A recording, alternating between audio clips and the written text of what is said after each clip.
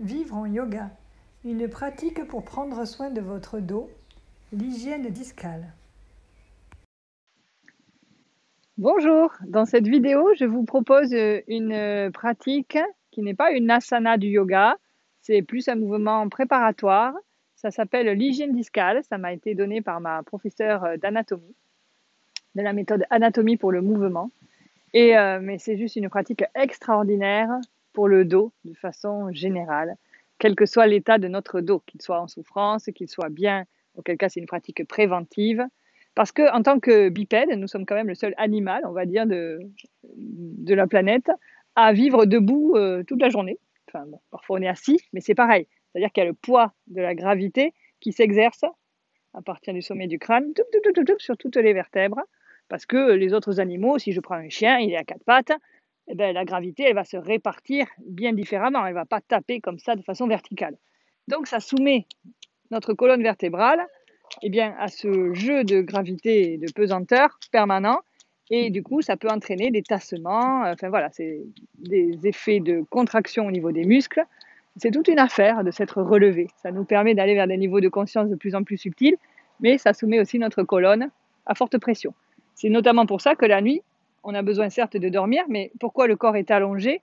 Parce qu'on a aussi besoin de décharger cette colonne vertébrale. Et qu'est-ce qu'on va décharger? C'est la pression qu'on exerce toute la journée sur nos disques.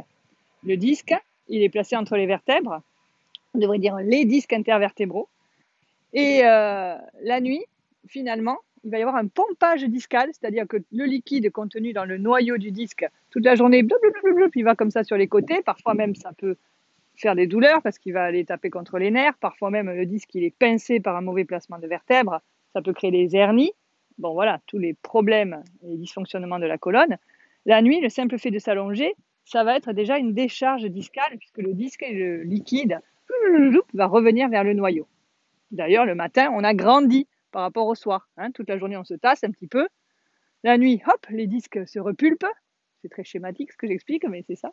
Et le matin, déjà, normalement, on est un peu plus grand que la veille au soir, parce que les disques se sont repulpés. Là, l'idée, c'est d'accélérer et d'accentuer ce processus par une simple pratique qui dure 3 minutes. Et elle est notamment idéale à faire le soir avant de s'endormir pour encore plus augmenter cette capacité des disques à se régénérer pendant la position allongée, notamment la nuit. Alors, cette hygiène discale, elle se pratique allongée au sol. Nous allons d'abord nous allonger, les genoux vers le plafond, les jambes bien repliées, je joins le dos des mains, j'arrondis le bas du dos, je viens regarder le nombril, je déroule mon dos vertèbre après vertèbre, les mains freinent la descente. Je ramène bien le coccyx vers le pubis pour poser les vertèbres dans l'ordre. Au niveau de la nuque, je vais coiffer la tête avec les mains pour venir poser le crâne le plus loin possible. Et je libère. Quand toute la colonne est au sol, je peux libérer les bras et les jambes avec un soupir. L'hygiène discale, on va être dans le royaume et dans le domaine du micro-mouvement. On va essayer d'utiliser le moins de muscles possible pour que ce soit le plus efficace. Alors nous allons commencer en ramenant les pieds près des fessiers. Donc je plie au niveau des genoux, j'amène les genoux vers le ciel et je ramène les pieds le plus proche possible des fessiers. Les pieds sont écartés de la largeur de mes hanches et les pieds sont parallèles. Donc les bords extérieurs des pieds sont parallèles.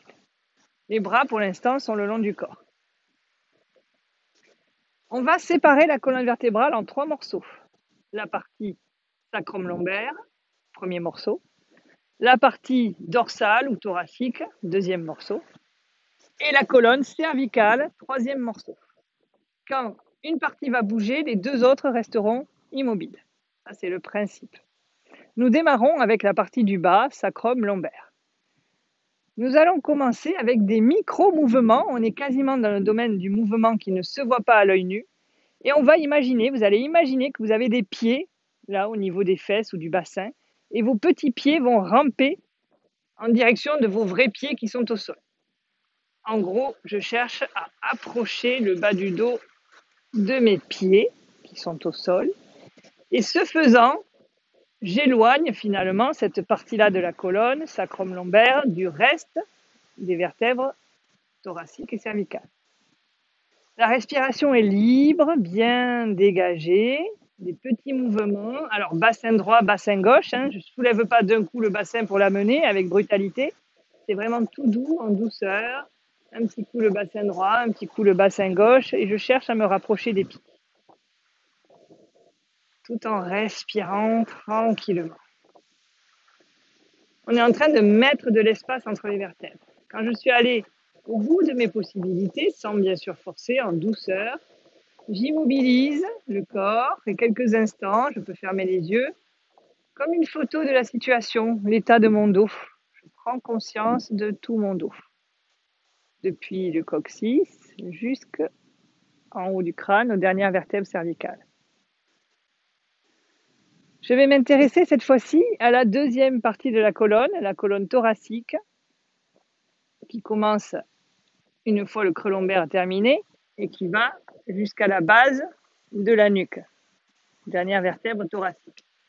Je vais chercher, toujours les bras le long du corps, à éloigner cette partie du dos de mes pieds cette fois-ci. On fait le mouvement inverse. On cherche à éloigner cette partie des pieds ou des lombaires, puisque le bassin reste cloué au sol.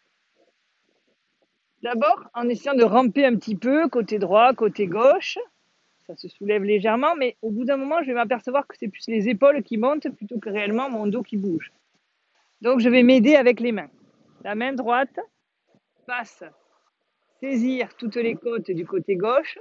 Et à partir de la taille, délicatement, je vais soulever les segments de côte pour les reposer toujours un peu plus haut et loin des pieds. Je décolle l'autre bras pour laisser la place. Vous voyez mon travail, la main prend bien les côtes dans le dos et remonte. Et je fais un deuxième passage. Je repars du bas. Je suis en train de faire grandir littéralement mon côté gauche sur le sol en l'éloignant des pieds. Lentement, en respirant, aucun muscle, ou en tout cas le moins possible, engagé dans le mouvement. On peut sentir dans la transition un côté qui s'est allongé et l'autre côté qu'on sent presque un peu rabougri. Donc on va s'occuper maintenant de l'autre côté. C'est ma main gauche qui vient faire le même déroulé avec toute la partie dorsale du côté droit. Si de temps en temps j'ai envie de soupirer, d'expirer par la bouche surtout, je laisse faire parce que ça dégage des tensions. Dès qu'on s'occupe du dos, il y a des tensions qui se libèrent. Tout est lié dans le corps. Et expirer permet de libérer les tensions, notamment avec le son H-E-A. Voilà, je fais à peu près 2 passages. Quand j'ai terminé, je vais ramener les bras le long du corps. Je vais m'apercevoir avec mon immobilité et ma deuxième photo que j'ai peut-être grandi, d'ores et déjà. Et je vais aussi m'apercevoir de façon assez criante de la dernière partie de la colonne vertébrale, les cervicales, qui ont envie aussi qu'on s'occupe d'elles. Je viens contacter cette zone avec le toucher. Je place les mains dans le creux cervical déjà pour m'apercevoir que c'est un creux naturellement dans ce secteur-là. Nous avons une courbure ici, qui est normale. Je vais avoir vraiment une action avec les mains. La tête, elle est lourde, plusieurs kilos, et elle reste entièrement passive. Ce sont les mains qui sont actives. Je vais à pleine main venir saisir le crâne qui se décolle de quelques millimètres. Je vais peigner le crâne en partant donc de la base de la nuque et en remontant vers le front, les coudes écartés. À pleine main, c'est lourd une tête. Je maintiens bien la tête. La tête ne fait aucun effort. Et ce faisant, en peignant tout le crâne, j'allonge la nuque longue, longue, longue. Je cherche à effacer les courbures cervicales, faire une nuque toute droite. Quand les mains arrivent vers le front, avant d'arriver au front, je repose la nuque au sol, sans creux, dans l'idéal évidemment. Le menton donc bien vers la gorge.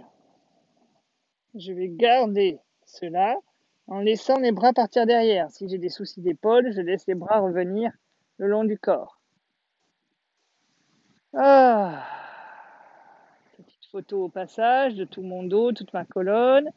Sur ma prochaine expiration, lentement, je décolle le pied droit du sol, j'amène le genou droit vers la poitrine.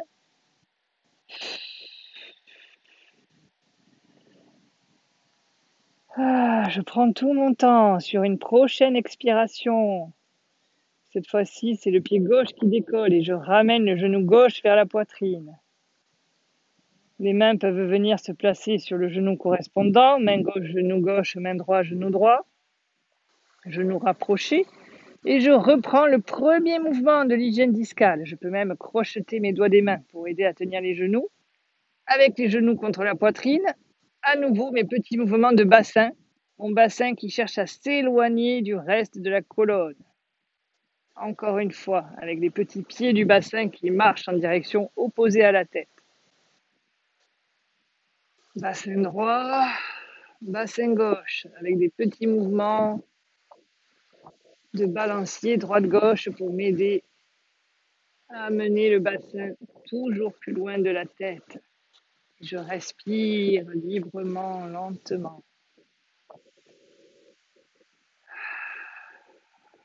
Je goûte vraiment à la libération des espaces qui est en train de se produire.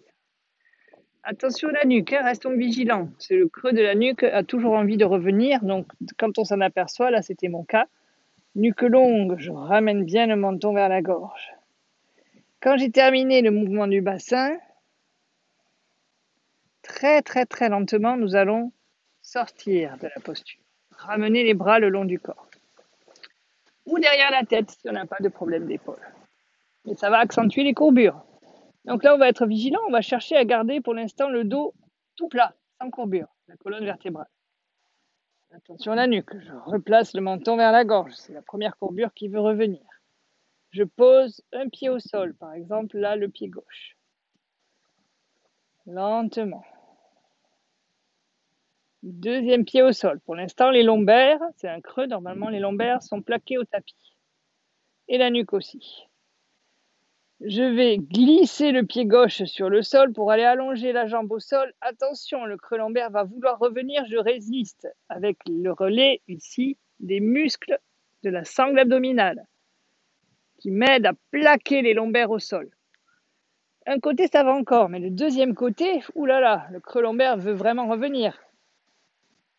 Renfort abdominal pour vraiment plaquer le bas du dos au sol.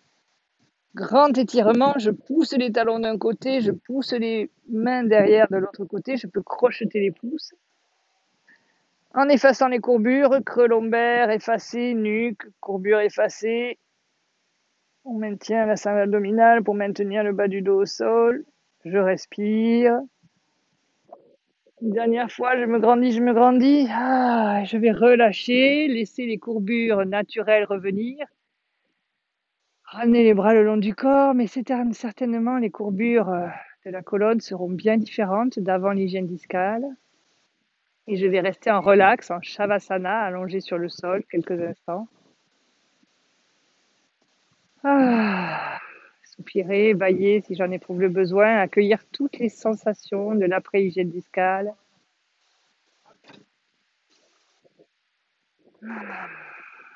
Toute ma colonne est régénérée par cette pratique. Ça a également des effets apaisants. Et donc, c'est vraiment intéressant d'avoir son petit tapis déroulé au pied du lit et avant d'aller se coucher, on peut pratiquer 1 fois, 2 fois l'hygiène discale. Déjà, ça va nous mettre dans de bonnes dispositions pour dormir, nous relaxer. Et puis, la décharge discale de la nuit va être encore plus accompagnée par cette hygiène discale et va encore mieux donner tous ses effets. Si je pratique cette hygiène discale au sol, que je dois ensuite me redresser, on va se redresser vraiment en roulant sur le côté, en douceur, pour ne rien déranger à tout ce qui s'est installé. Je m'aide d'une main pour me repousser, pour venir me redresser. C'est une merveille pour toute la colonne. Bonne pratique!